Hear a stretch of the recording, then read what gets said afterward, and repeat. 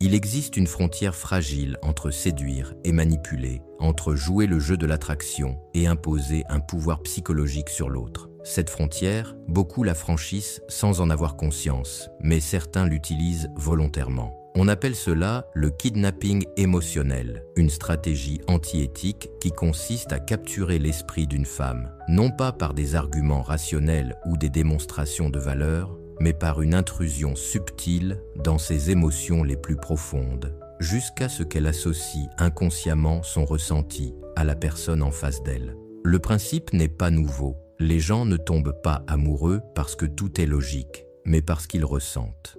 Le cerveau n'est pas fait pour analyser rationnellement chaque moment d'attraction. Il est conçu pour donner du sens aux émotions vécues dans l'instant. Si une femme, en présence d'un homme, se sent soudainement intriguée, vulnérable, rassurée ou excitée, son esprit cherchera immédiatement une explication. Et puisque c'est cet homme qui se trouve devant elle au moment où l'émotion apparaît, qu'il en soit réellement la cause ou non importe peu, elle associera ce ressenti à lui. C'est ainsi que se construit le lien invisible, ce point de bascule où l'attraction cesse d'être un choix pour devenir une sorte d'évidence.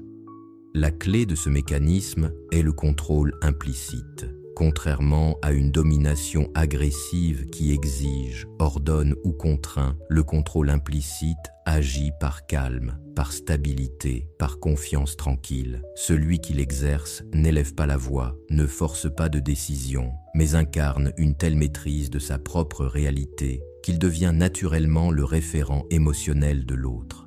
La femme qui se sent en présence d'un homme centré, posé, imperturbable, commence sans s'en rendre compte à suivre son rythme, à s'accorder à son énergie, non pas parce qu'on le lui demande, mais parce que cela lui semble naturel. Ce n'est pas l'autorité brutale, mais une forme de solidité silencieuse qui se transforme en leadership invisible.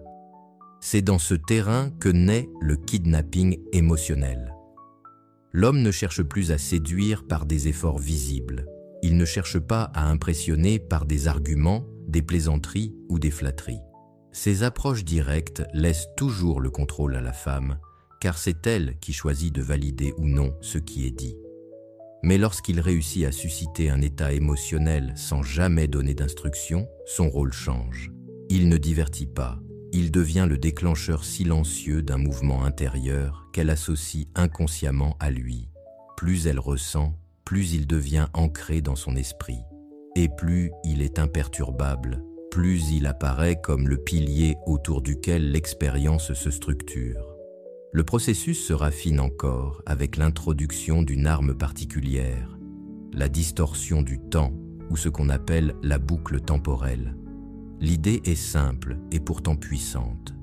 Jouer avec la perception du moment présent pour le transformer en une expérience qui semble plus grande que lui-même, comme s'il appartenait à une continuité qui dépasse l'instant.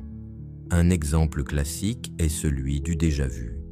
En décrivant à une femme la sensation étrange de revivre un moment, son cerveau se met à chercher des repères de familiarité.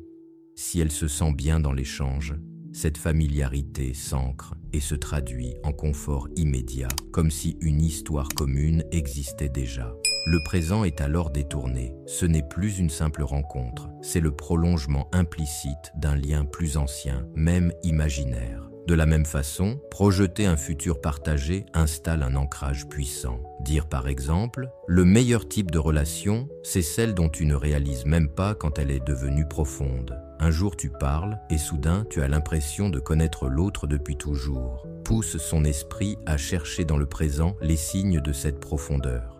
Sans le savoir, elle commence à vérifier si ce qu'elle ressent déjà n'est pas la preuve de cette connexion anticipée.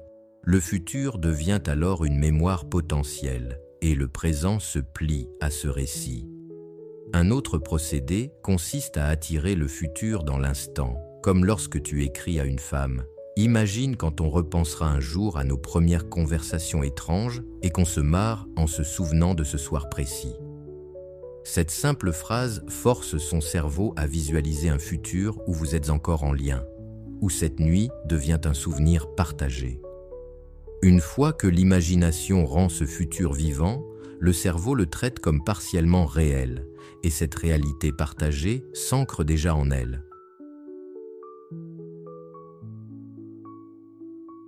C'est le piège de la boucle temporelle, transformer l'éphémère en continuité, l'inattendu en destin. Tout ce système repose sur une vérité simple mais profonde. Les émotions guident, la stabilité retient. Les gens suivent ce qui leur fait ressentir, mais ils restent auprès de ce qui leur apporte sécurité. Celui qui maîtrise le kidnapping émotionnel capture l'un puis incarne l'autre. D'abord, il provoque le ressenti, puis il devient le cadre solide où ce ressenti prend sens. Il ne demande rien, ne force rien, n'argumente pas. Il laisse l'autre se débattre avec ses propres sensations, tout en restant maître de lui-même. C'est une stratégie sombre, car elle retire à l'autre la clarté de son choix en la piégeant dans un réseau d'associations inconscientes. Et pourtant, c'est précisément ce qui la rend efficace. Quand l'esprit cherche à donner un sens à ce qu'il ressent, il s'attache à celui qui était là au bon moment.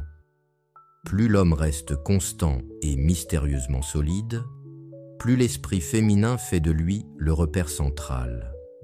Le jeu devient alors un engrenage, susciter un état, l'ancrer, distordre la perception du temps, renforcer l'impression de continuité, puis laisser le cerveau faire le reste. L'obsession n'est pas créée de façon brutale, mais par accumulation invisible. Ce mécanisme explique pourquoi certains hommes marquent les esprits sans geste spectaculaire. Ils comprennent que la logique n'a aucun poids face à une histoire intérieure, et que le langage le plus puissant n'est pas celui qui ordonne, mais celui qui suggère et laisse le cerveau compléter les vides. Ils savent que l'attraction n'est pas une conquête frontale, mais une architecture émotionnelle. On pourrait croire que cela n'est qu'un jeu de manipulation, mais au fond, c'est une science des associations. Le cerveau humain, par défaut, cherche toujours à relier ses ressentis à une cause. Il déteste les émotions sans explication. Celui qui maîtrise l'art de provoquer subtilement une émotion et de rester l'unique repère présent à ce moment devient automatiquement la cause attribuée. Et une fois que l'esprit a fait ce lien, il est très difficile de le défaire. La femme ne dira pas « il a fait telle action qui m'a séduite ». Elle dira « je ne sais pas pourquoi, mais je pense à lui ». Et c'est précisément ce flou qui rend l'attachement plus solide que 1000 arguments rationnels. Résumer cette mécanique revient à dévoiler une vérité brutale. Ce n'est pas la logique qui conquiert, mais la perception. Ce n'est pas la force qui retient, mais la constance. Le kidnapping émotionnel avec contrôle implicite et boucle temporelle est une stratégie qui combine 3 leviers: capturer l'instant par les émotions, ancrer la stabilité comme référence et manipuler le temps pour transformer le moment en continuité. Chaque étape renforce la précédente, jusqu'à ce que la personne n'ait plus l'impression de choisir, mais de suivre une évidence.